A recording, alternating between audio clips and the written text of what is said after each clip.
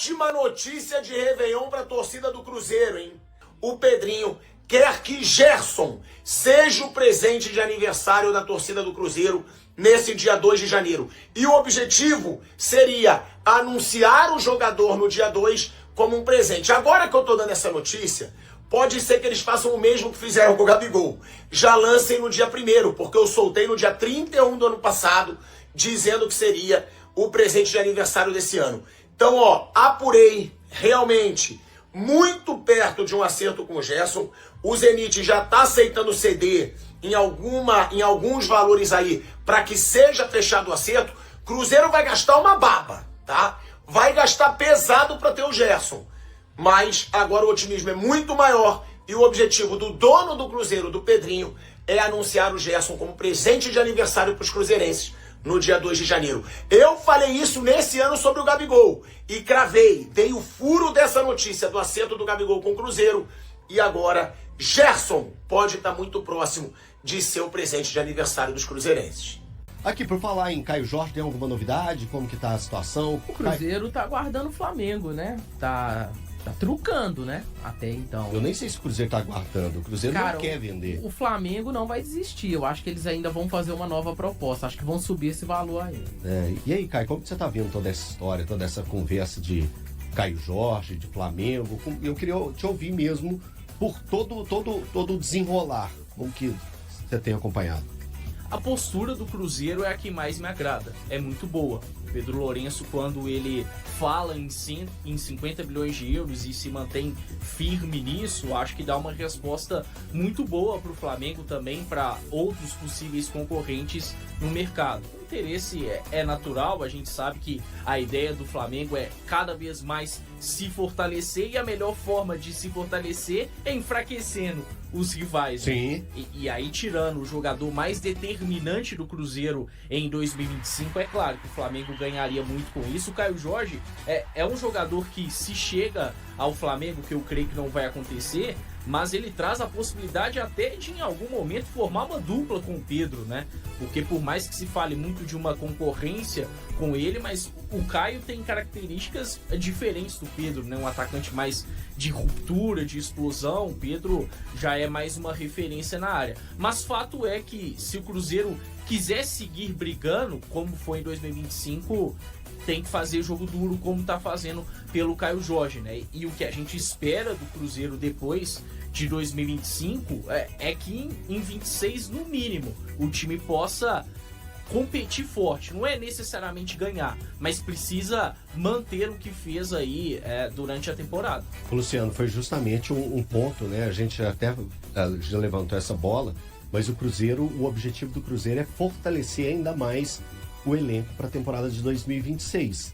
E perder o Caio Jorge nesse momento não seria o ideal para os objetivos que o Cruzeiro tem. Oi, Elton, a escadinha, né, que a gente vem falando nos últimos anos do Cruzeiro. 23 para 24 foi um outro patamar, 24 para 25 já é um pensamento diferente em relação às contratações. Tudo bem que não deram certo, né, Gabriel Barbosa e o Dudu, mas são contratações de impacto, ao contrário dos anos anteriores. E em 2026, o que a gente espera é o Cruzeiro subir mais uma escadinha. E aí sim, bater de frente com Palmeiras e Flamengo, principalmente. O Cruzeiro tem uma base formada. Isso é o mais importante. E aí, nessa base formada, talvez ali 3 posições, 3 situações que o Cruzeiro pode subir o patamar. E aí a gente fala de grandes contratações. Então, e quais seriam essas posições que hoje o Cruzeiro precisa e que elevaria o patamar do Cruzeiro? Bom, Elton, vamos lá. Assim, pegando os 11, todos foram bem. Pegando a base do time do Cruzeiro, todos foram bem. Só que aí a gente sente falta de um patamar, de uma escadinha a mais. Vidalba, por exemplo. Zagueiraço. Jogou muito a temporada, fez uma bela dupla com o Fabrício Bruno, mas quando a gente falava do Vitão, eu acho que subiria o patamar. Com o Vitão pelas características. Lucas Silva, referência do elenco, capitão da equipe, mas em determinado momento ele sofre demais com a parte física. E aí, um segundo volante, um Gerson da vida, subiria o patamar. Não precisa ser o Gerson, mas tem outros volantes que poderiam subir esse patamar. O Christian é muito tático também, um jogador importante. E aí, pode compor o elenco ali como titular ou uma primeira opção no banco de reservas. O ponta esquerda tem jogadores com muito potencial. O Arroio tem muito potencial. Mas será esse cara ainda pra desequilibrar? Eu acho que o Cebolinha desequilibra mais hoje.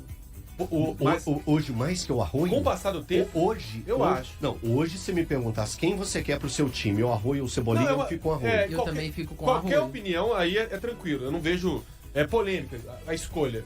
Mas eu acho que o Cebolinha ele ficou no banco do Flamengo pela concorrência, né? Com o Samuel Lino. Então, mas não é por... A parte física também pesou, né? Pesou, ele sofreu lesões, Mas eu acho né, que na com o passar temporada. do tempo, o Arroio, trabalhando a cabecinha certinho, ele vai ser um jogador que pode entregar muito tecnicamente e depois até financeiramente pro Cruzeiro. Mas ainda não sei se 19 anos, né? mas eu não sei se esse cara, pra ser titular ainda do Cruzeiro, pensando em grandes competições, pensando num time que quer brigar por grandes títulos, tá? Eu acho que o Arroio é a principal contratação do Cruzeiro em 2025. É o cara que o Cruzeiro acertou, Sim, porque o sim. Sinisterra veio com um cartaz maior, mas tem a parte física, né? Infelizmente. Três Parte lesões física, parte no ano, mental. não é isso, Caio? É isso, né? é isso. Agora, falando de jogador de lado de campo, igual nós falamos ontem lá no Donos da Bola, eu acho que se o Flamengo envolvesse o Luiz Esse eu Araújo, gosto. aí eu já pensaria em vender. Eu também 30 mais o pensaria. Luiz, Esse eu tá? gosto. 30 mais o Luiz. 30 mais o Luiz eu fecharia. O Luiz tá num patamar diferente Sim. do Cebolinha, né? Mas é um aí- ponta muito mais confiável, Sim. que tem maior valor de mercado também. Eu acho que o Luiz também, pela versatilidade, pela capacidade dele de atuar pelos dois lados do campo, é um cara que fica à frente. Tem bola parada, chute de fora da área. Então eu também Gosto tô muito. com você, Guilherme. Gosto demais Eu gosto- do Luiz. Desde o Novo Horizontino eu acompanhava o Luiz Sim. Araújo. Teve uma época, até falei com o pessoal do América, em 2016, deu um jovem lá no Novo Horizontino.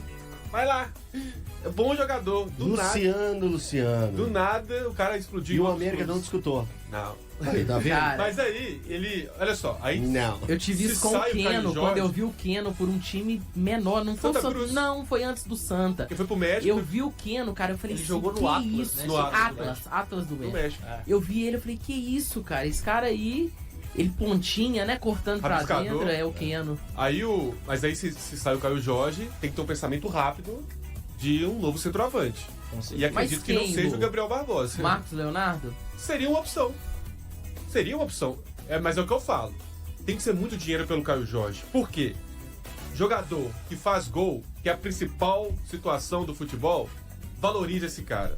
Ou segure ou venda muito caro. Porque é uma posição muito difícil. Tá cada vez mais raro ter atacante que faz gol como o Caio Jorge. E o Flamengo, o objetivo do Flamengo é quebrar o Cruzeiro, cara. Porque olha só, o Flamengo quebrar assim, desfalcar, Desfalcar. A tirar palavra é desfalcar. tirar o principal. Porque olha só, 2017, o Flamengo perde uma Copa do Brasil com o Arrascaeta decidindo. 2018, é eliminado da Libertadores com o Arrascaeta desistindo. O que o Flamengo faz? Decidindo. Tira o Arrascaeta.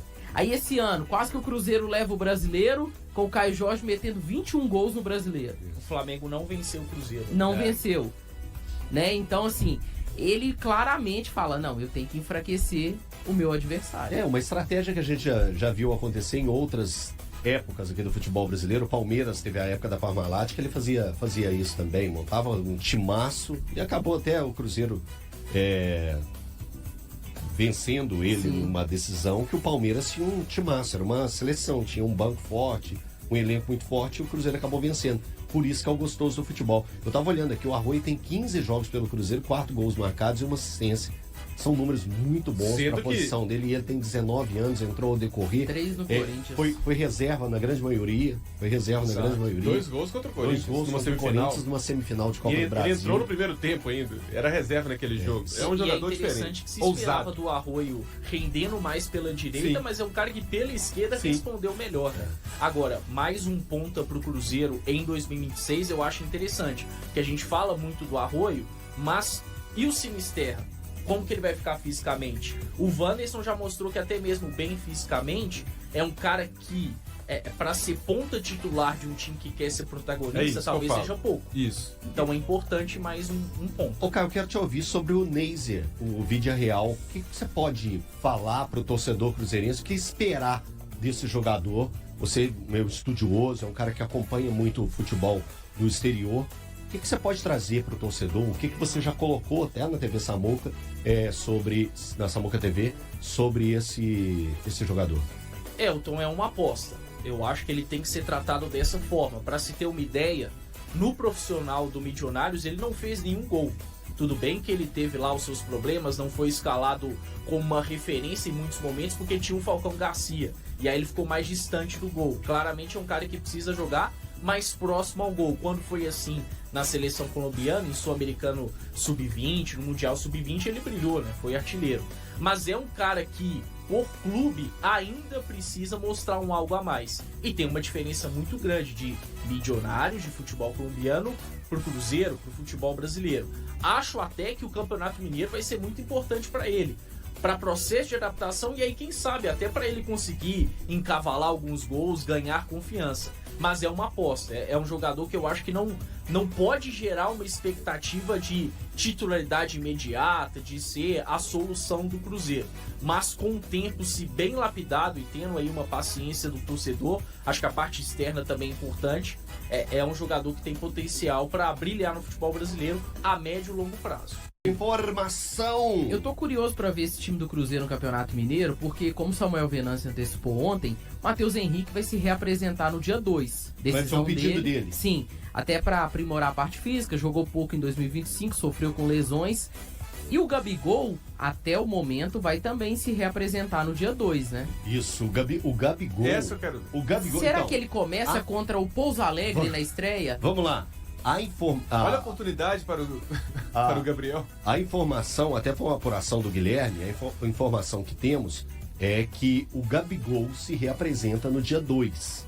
Ele está entre a turma na lista dos que se apresentam no dia 2. No dia 5, o time titular que entrou contra o Corinthians, que fez aquela bela partida, né? Que foi a vitória lá por 2-1. Mas exceção do Matheus Henrique, no caso. Infelizmente, o Cruzeiro acabou sendo derrotado nos pênaltis. O Gabigol e o Matheus, ele só tá nessa lista, o Mateuzinho só tá nessa lista porque foi um pedido dele. Um pedido dele, então tem diferença. O Gabigol não foi pedido dele. Foi o Cruzeiro que colocou o Gabigol na lista dos que se apresentam no dia 2. Lembrando, o dia 2 é a reapresentação de parte dos jogadores e também a apresentação do Tite. O Tite também deve ser apresentado à imprensa no dia 2. Aniversário do Cruzeiro. Aniversário do Cruzeiro. Então, no aniversário do Cruzeiro, acontece essa apresentação de parte dos jogadores e também a apresentação oficial. Será que vai ser esse o momento que vai para uma sala? Os dois. O Tite, sua comissão, o Gabriel, o Pedro Júnior. Será que vai acontecer Spindel, isso? né, que conhece ambos. O Bruno, que pode intermediar a conversa, vai ser que importante. trabalharam.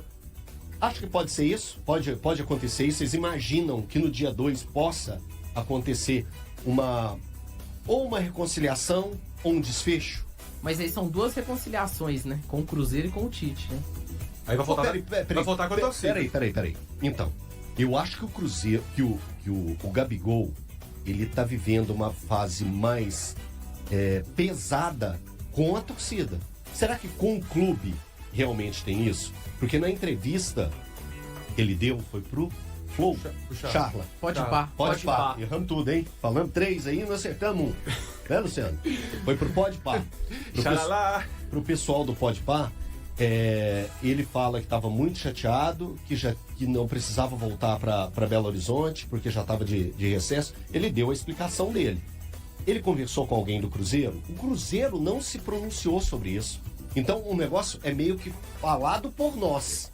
Imprensa que viu, torcedores que ficaram chateados, mas o clube, cara, se estava certo do Gabigol não voltar para Belo Horizonte naquele momento, se ele chegou e conversou com o Pedro Júnior, né? Aí é coisa do Pedro Júnior, do Pedrinho, com o Gabriel.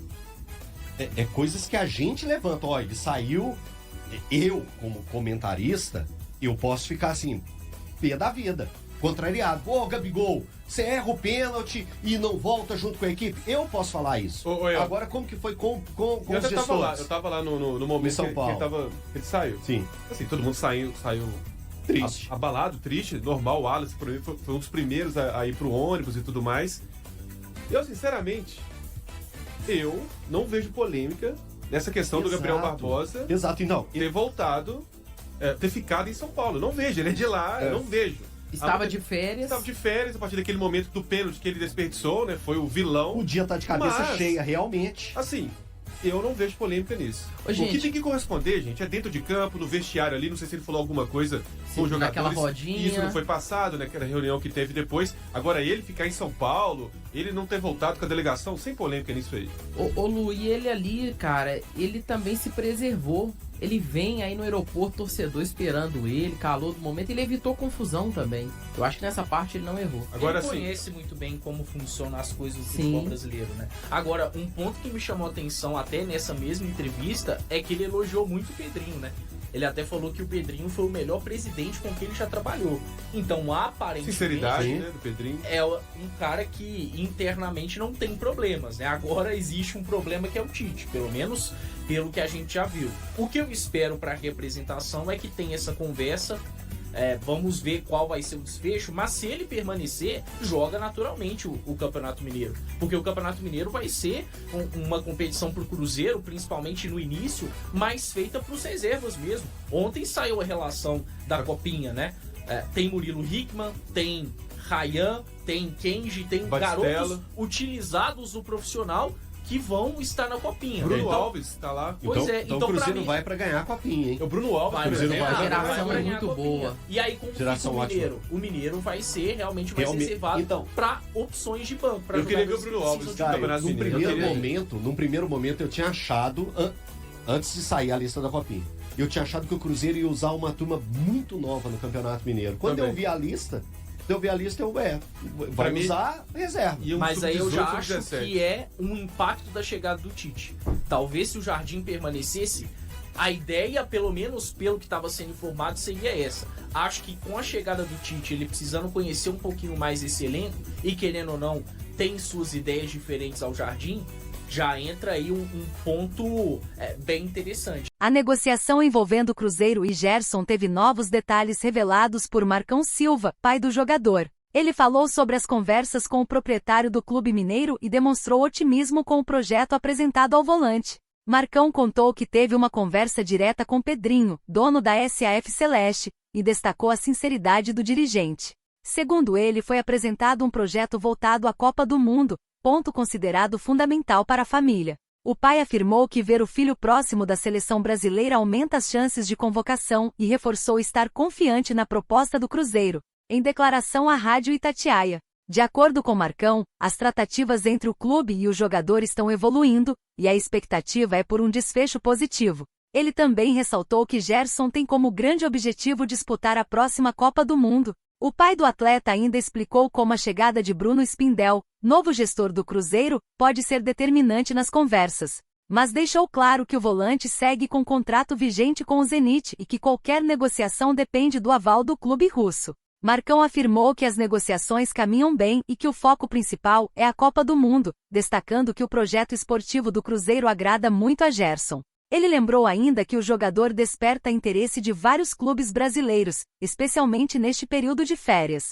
Sobre Spindel, ressaltou a relação de amizade e confiança existente, tanto dele quanto do próprio atleta, mas reforçou que Gerson pertence ao Zenit, com vínculo de 4 anos e que qualquer avanço precisa partir do clube russo. Atualmente Gerson está de férias no Brasil e tem retorno previsto à Rússia no dia 12 de janeiro, data da reapresentação do Zenit em São Petersburgo. O elenco russo viajará para o Catar em 15 de janeiro para a primeira fase de preparação da temporada, com sequência de treinamentos nos Emirados Árabes Unidos até 25 de fevereiro. No contato com o Cruzeiro, Gerson recebeu uma sondagem e também uma ligação do técnico Tite. O clube mineiro definiu o empresário André Cury como intermediário das negociações. A posição inicial do Zenit é só liberar o jogador mediante uma proposta de 40 milhões de euros, valor estimado em cerca de 260 milhões de reais.